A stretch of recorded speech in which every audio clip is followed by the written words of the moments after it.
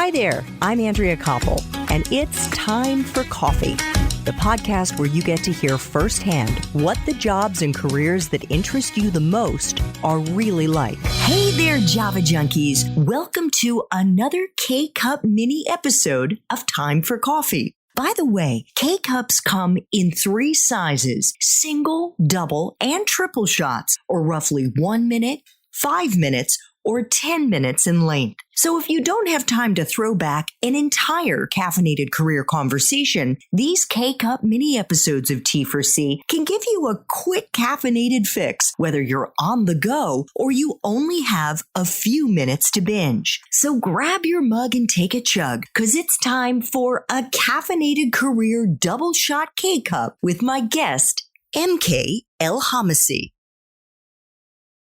Okay, now let's talk about what you're doing in your current job in the Middle East as the general manager of operations at one of the leading construction contracting groups in the Middle East. What does that mean to be the general manager of operations?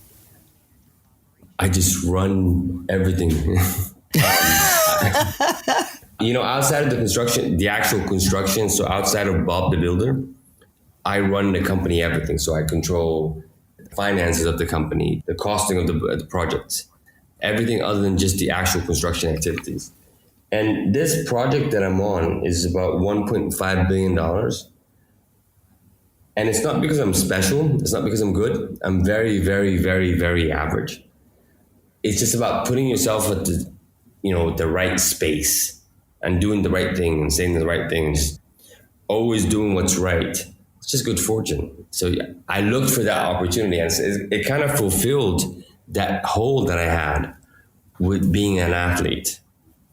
Because when you don't think you're going to become that professional athlete, there's this huge void, and I'm sure millions of people can relate to that. And then I continued to live my life as an athlete, and so I positioned myself. Okay, this is one game. And so my job every day is we spend about $10 to $15 million a month. This project is going to be biggest theme parks underground in the whole region. It's just huge. It's $1.5 billion. And again, I would have never thought I would ever do this. But if you're a practical dreamer and you put yourself in the right position, it will happen.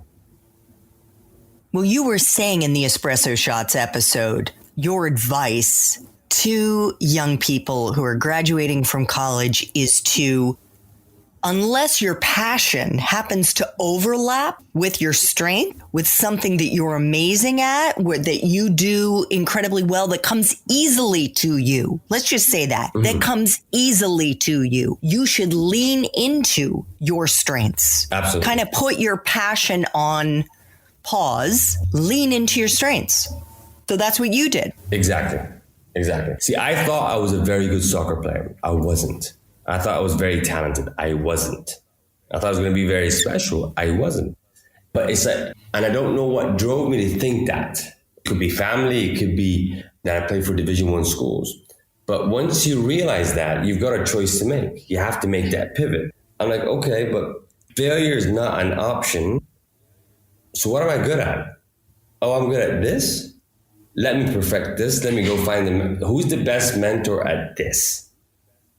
Oh, he's that. I'm going to learn from him. And I just kept perfecting that to be in the position I'm in today.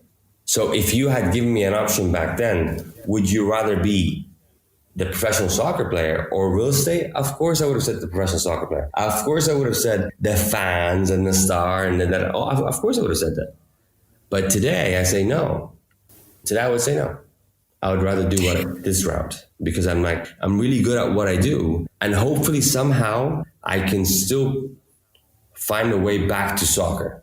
Doing what exactly? Not necessarily as an athlete, but that's my passion. So I'll go back to it. Do you play it in some of your free time? Oh, absolutely. Do you have pickup games? Oh yeah. Very competitive. Yeah. Very, very competitive. Fantastic. Yeah. So take us into what you do in a typical day. And I'm guessing there is no typical day, but just take us into what are you doing first thing in the morning and how does your day unfold and what are all the things that you're juggling?